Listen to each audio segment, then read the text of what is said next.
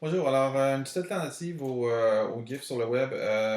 Donc, ce qui arrive, c'est que quand on fait des vidéos comme ça dans After Effects et qu'on veut les mettre dans Muse pour les mettre sur le web ou qu'on veut tout simplement mettre un vidéo sur le web, on est prêt avec les problèmes que la transparence ne passera pas parce que MPEG-4 ne supporte pas la transparence, puis MPEG-4 est le seul format qui est universellement reconnu, donc il faut faire un GIF. Et les GIFs, ben, des fois, c'est pas toujours beau à cause qu'on est en 256 couleurs. Puis, ben, c'est ça, ça a des limitations, puis on peut pas contrôler la lecture d'un GIF, lui dire stop, arrête, continue, va te positionner là dans le timeline quand tu veux. Alors, alternative à ça, c'est les sprites. Les sprites, c'est utilisé beaucoup dans les jeux vidéo. C'est tout simplement une grosse image dans laquelle on se promène.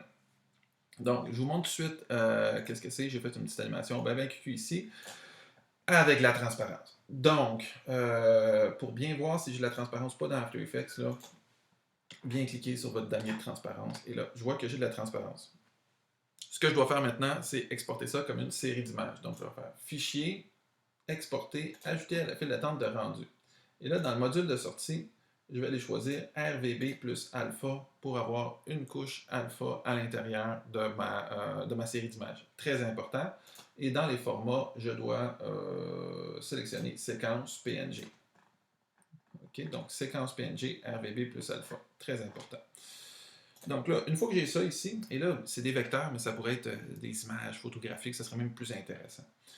Et donc là, maintenant, mon destin, je vais aller sur mon bureau, je vais juste envoyer ça dans un nouveau dossier, là, Corazon ici, tiens, et je vais enregistrer ça dans un fichier qui s'appelle Corazon ici, ça s'écrit probablement pas comme ça, mais on va faire que c'est comme ça. Donc, j'enregistre ça dans un dossier, et là, je pèse sur rendu.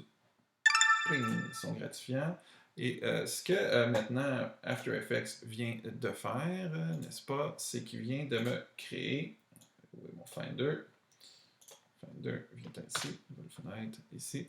Ce que After Effects vient de faire, c'est qu'il vient de me créer sur mon bureau, ici, un nouveau dossier. Et dans ce dossier-là, j'ai une série d'images. Et sur chaque image, j'ai un frame de mon animation. OK? Une fois que ceci est fait, je veux mettre ça en mouvement. Donc, fin d'After Effects, on va rentrer dans Edge Animate pour venir animer tout ça. Donc, je vais juste me faire un nouveau document, puis ça, c'est mon vieux. Je me fais un nouveau document dans Edge, là, de la taille qui correspondrait à mon animation. Et là, au préalable, je vais l'enregistrer, bien important, je vais sauver ça dans mon document Corazon. Je vais faire un nouveau dossier que je vais appeler Edge. Edge Animate. Corazon ici. Alors, dans Edge, l'important, c'est vraiment d'aller mettre mon fond transparent. Et ça, comment ça marche? C'est juste ici, on a la couleur du fond de mon document. Et là, on est en RGBA pour RGB alpha. Et là, je peux descendre l'arrière-plan à 0. Donc, ma valeur devient 255, 255, 255 et 0 pour dire que mon arrière-plan de Edge est transparent. Maintenant, dans Edge, je voudrais mettre ma série d'images ici et je voudrais qu'elle s'anime. Donc, pour ça, ce qu'il va falloir, c'est que je transforme ça en sprite. Pour transformer les choses en sprite, qu'est-ce qu'on a? On a un petit logiciel qui est très très bien, qui s'appelle Texture Packer, ici, Texture Packer. Il y a aussi des sites qui le font. Il y a ce site-là, justement, entre autres, Drayton.github.io ici, qui fonctionne un petit peu de la même manière, mais je l'ai trouvé un petit peu instable. Il est gratuit par contre. Texture Packer peut être payant, mais il y a une version d'essai gratuite. Puis je pense pas qu'il soit très très cher, Texture Packer. Donc on double-clique sur Texture Packer. Je vais effacer ce que j'ai fait. Je vais juste quitter puis je vais le rouvrir. Juste pour vous montrer. Donc Texture Packer ici. Comment ça marche ça ici? La première chose, OK? La première chose ici, on a max size. Là. Comme on a plusieurs images, on va aller choisir une taille maximale très élevée ici. OK? Donc 8000 pixels. Donc ça, c'est la taille de la sprite en tant que telle qui va générer. Il va générer une grosse, grosse feuille. Ensuite, je vais aller rechercher sur mon bureau là, toutes mes cœurs ici en les prenant. Idéalement, c'est d'avoir un chiffre pair. Et là, je vais draguer ça sur mon beau magicien. Oh, là, ce qui arrive, c'est qu'il m'a fait une grosse feuille. Un autre paramètre que j'aurais dû, là, c'est beau pour crochet vert. Un autre paramètre qu'il fallait cocher aussi, là, qui est mieux de cocher, c'est de ne pas trimer, de le mettre à none. Parce qu'au fond, je veux qu'il y ait le même espace entre chacune de mes feuilles de sprite. Alors là, on voit là, dans Texture Packer là, que j'ai mes images qui sont comme ça. Et on a une case pour chacun des frames. Je peux même cleaner un petit peu en pesant sur Backspace pour venir supprimer là, les images qui sont pas belles. Et là, lui, au fur et à mesure, il va arranger ma sprite. Une fois que c'est terminé, puis que j'ai fait un nettoyage là-dedans, donc admettons que ceci est bien, ok, je vais faire Publish Sprite Sheet ici. Juste un petit détail aussi, là, peut-être ça peut vous arriver. Regarde, ici, il montre qu'ils sont tous pareils. Fait qu'il a fait comme un petit empilement avec ça. Ce qui est très intelligent de sa part. Bravo. Texture Packer. Donc, on va cliquer sur Publish Sprite Sheet. Et là, je vais aller sur mon bureau, dans mon Corazon. Et là, je vais l'appeler donc Artoche. Je vais l'appeler ma sprite. Comme ça, on va bien comprendre. Pour ceux qui ont joué à Mario, là, quand il était petit, là, Mario, c'était une succession de sprites. Altered Beast, tous les vieux jeux rétro, c'est une section sprite, puis on se promenait dans la sprite avec la prog. Et voilà, donc ici, j'appelle ma sprite comme je veux, je fais save, là ils vont me donner des beaux crochets verts pour me dire que j'ai bien fait ça, merci beaucoup. Et une fois que ma sprite est générée, je vais aller vous la montrer, qu'est-ce que ça donne, c'est magnifique, ici. Voyez-vous, regarde, c'est comme c'est un gros fichier PNG qui est fait sur le long avec toutes mes images. Donc, dans Edge, ce que je fais, c'est que je fais File, et là, je dois faire Import Sprite Sheet. Okay? Import Sprite Sheet.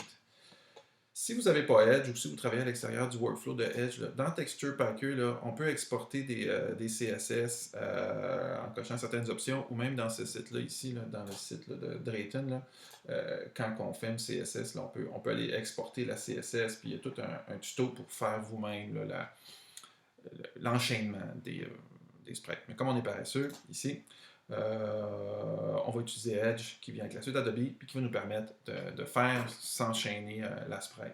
C'est très facile dans Edge Animate, File, Import Sprite Sheet. Et là, je vais aller sur mon bureau et je vais prendre ma feuille ici, .png. Juste avant, je vais compter combien il y a de cases. 1, 2, 3, 4, 5, 6, 7, 8, 9, 10, 11, 12, 13, 14, 15 cases. Fait que je vais faire ouvrir. Et là, tu vois, il me donne cette petite fenêtre de dialogue. Alors, lui, il veut savoir c'est quoi l'organisation de tout ça. Alors, combien il y a de colonnes? J'ai une colonne. Et j'ai combien j'ai dit? 15 ici. Et j'ai 15 cases. Voici, il m'a tout laissé ça, mes 15 cases, une par-dessus l'autre. Dans les trimming options aussi, je vais aller mettre ça à 0. Puis je veux pas de padding parce que dans le fond, Texture Packer, lui, il en mettait pas. C'est que des fois, ça peut être pratique ça parce que des fois, ta sprite, tu vois qu'il y a un petit peu de bleed, il est un petit peu plus large à gauche, à droite. Fait que tu peux venir trimmer. Mais quand tu as utilisé Texture Packer, il en a pas fait. Fait qu'on fait, on peut même cliquer sur Preview Animation avant de la mettre. Là. Puis là, il va me montrer qu'est-ce que mon animation a l'air. Magnifique, n'est-ce pas? Donc, je fais Import. Et là, dans mes symboles, il m'a mis un petit symbole. Qu'est-ce qui est ce petit symbole-là? Il est ma sprite ici. Donc, elle arrive, cette sprite. Et dans le fond, ça joue de même. Et ça joue sur un fond transparent. Puis ce qui est le fun, c'est que dans Edge, quand tu double-cliques dans ta sprite, c'est un symbole. Fait qu'il pourrait y avoir un stop au début, un bouton qui m'amène à telle étape en passant par telle animation, faire jouer la timeline, la faire jouer à l'envers. Donc on peut la manipuler, cette sprite-là. Ce qu'on ne fera pas maintenant, parce que on sait comment faire. Là, on veut juste voir le basics. Fait que je sauvegarde mon document Edge. Puis là, pour apporter ça dans Muse, File, Publish Setting, Animate Deployment Package.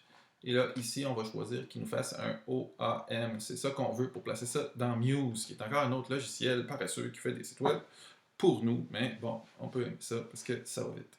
Fait qu'on va faire Save ici et on va faire File Publish. Puis là, il a publié mon petit truc. Et là, je regarde dans mon package Edge, Corazon, Publish, Animate Package. Et là, j'ai mon petit OAM qui est là.